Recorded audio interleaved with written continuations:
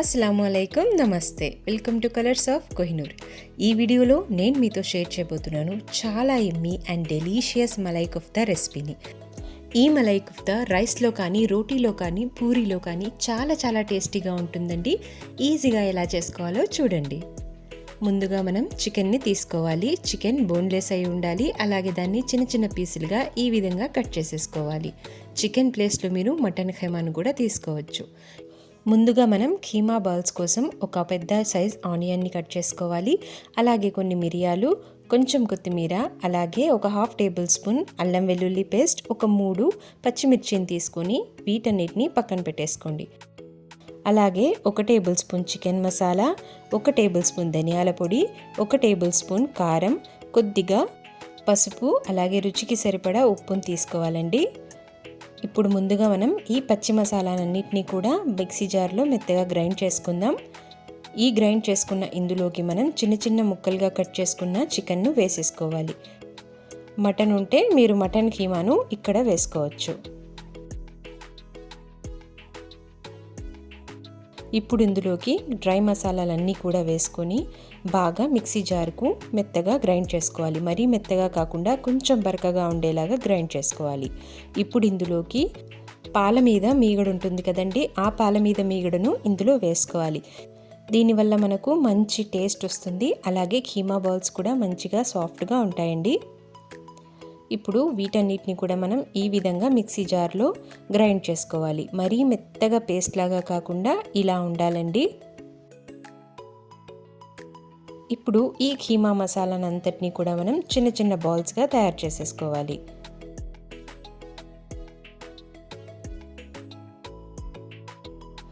ఇలాగా మనకు నచ్చిన షేప్లో, అలాగే నచ్చిన సైజులో మనం ఈ కీమా బాల్స్ని చేసి పక్కన పెట్టేసుకోవాలి.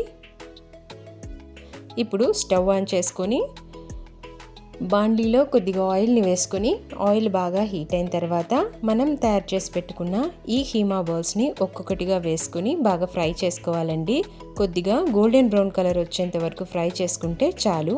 వీటిని మనం మీడియం ఫ్లేమ్ మీద పెట్టుకొని బాగా ఫ్రై చేసుకుందాం.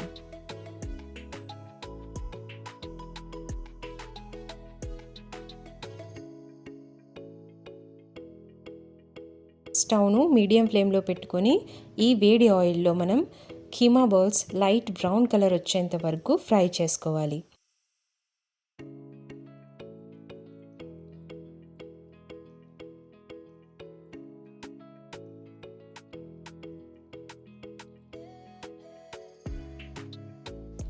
ఈ విధంగా లైట్ బ్రౌన్ కలర్ వచ్చిన తర్వాత మొత్తం కీమా బాల్స్ అన్నిటినీ తీసి పక్కన పెట్టేసుకోవాలి. అలాగే ఇప్పుడు బాండ్లీలో కొద్దిగా నూనెను తీసుకొని అందులోకి ఒక పెద్ద సైజు ఆనియన్, అలాగే రుచికి సరిపడా పచ్చిమిర్చి, ఇంకా కాజును వేసుకోవాలి. ఇక్కడ కాజు నేను ఒక 7-8 కాజును యూజ్ చేస్తున్నాను. అలాగే ఓ 2 ఏలకులు, అలాగే ఓ 2 జాపత్రి ముక్కలను వేసుకొని బాగా ఫ్రై చేసుకోవాలండి. ఆనియన్స్ అనేవి లైట్ పింకిష్ కలర్లోకి వచ్చేంత వరకు మనం బాగా దీన్ని ఫ్రై చేసుకోవాలి.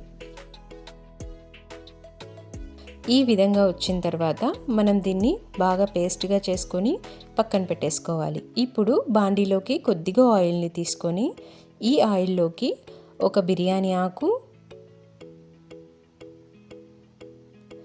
అలాగే ఒక 2 ఇలాచీ, ఏలకులు, అలాగే ఒక 3 లవంగాలను, ఇంకా ఒక చిన్న ముక్క దాల్చిన చెక్కను వేసుకొని ఫ్రై చేసుకోవాలి. ఇప్పుడు ఈ ఆయిల్లోకి మనం పేస్ట్ చేసి పెట్టుకున్న ఈ మసాలాను అంతటినీ కూడా వేసుకొని బాగా ఫ్రై చేసుకోవాలండి. స్టవ్ అనేది మనం లో ఫ్లేమ్లో పెట్టుకొని బాగా ఫ్రై చేసుకోవాలి.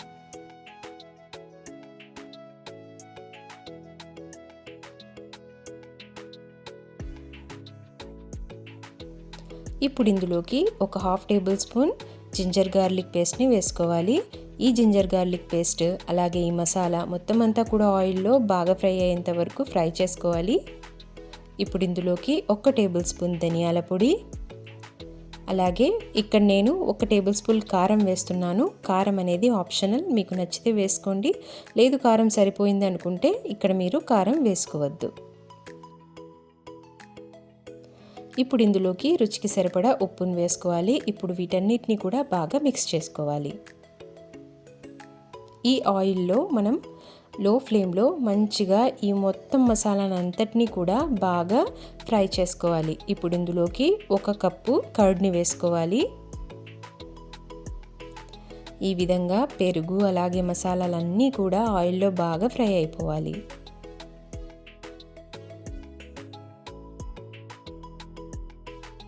ఇప్పుడు ఇందులోకి మనం ఫ్రై చేసి పక్కన పెట్టేసుకున్న ఈ కీమా బాల్స్ను ఇందులో వేసుకొని బాగా మిక్స్ చేసుకోవాలి.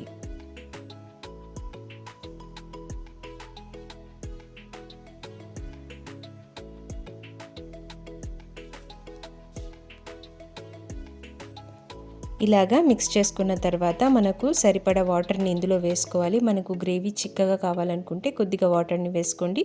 మీడియంగా కావాలనుకుంటే లేదా పల్చగా కావాలనుకుంటే ఎలా కావాలనుకుంటే అలాగా మీకు నచ్చిన విధంగా వాటర్ని ఇందులో వేసుకోండి. ఇప్పుడు ఇందులోకి బాగా కడిగి తరిగిన కొత్తిమీరను వేసుకొని మొత్తం కర్రీనంతటిని కూడా బాగా కలిపేసి మూత పెట్టి ఉడికించుకోవాలండి.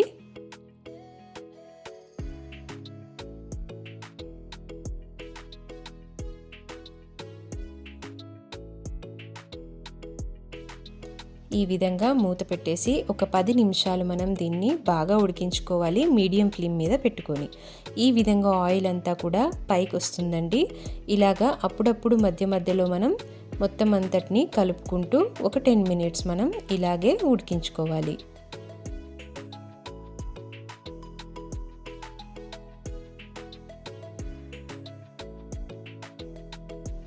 మినిట్స్ తర్వాత కొద్దిగా కసూరి మేథిని తీసుకొని ఇందులో ఈ విధంగా జల్లుకొని మొత్తం అంతా మిక్స్ చేసుకొని ఒక 2 మినిట్స్ పాటు మనం దీన్ని ఉడికించేసుకోవాలి. దీనివల్ల మనకు మంచి స్మెల్ వస్తుందండి. చాలా టేస్టీగా కూడా ఉంటుంది. అంతేనండి, చాలా సింపుల్గా ఈ విధంగా మలై కోఫ్తాను మీరు కూడా తయారు చేసేసుకోండి. చాలా ఈజీగా అయిపోతుంది, అలాగే చాలా చాలా టేస్టీగా కూడా ఉంటుందండి. ఈ విధంగా కొత్తిమీరతో గార్నిష్ చేసుకుంటే చాలా సూపర్ యమ్మీ డెలీషియస్ మలై కోఫ్తా కర్రీ అనేది రెడీ అయిపోతుంది. ఈ వీడియో మీకు ఎలా అనిపించింది నాకు కామెంట్ చేసి చెప్పండి. నా ఛానల్లో బోల్డ్ అన్ని రెసిపీస్ ఉన్నాయి, మొత్తం అన్నీ కూడా చెక్ చేయండి. నచ్చితే సబ్స్క్రైబ్ చేసుకోవడం అస్సలు మర్చిపోకండి. లైక్ చేయండి, కామెంట్ చేయండి, సబ్స్క్రైబ్ చేయండి. అలాగే మీ ఫ్రెండ్స్కి ఫ్యామిలీ మెంబర్స్కి షేర్ చేయండి.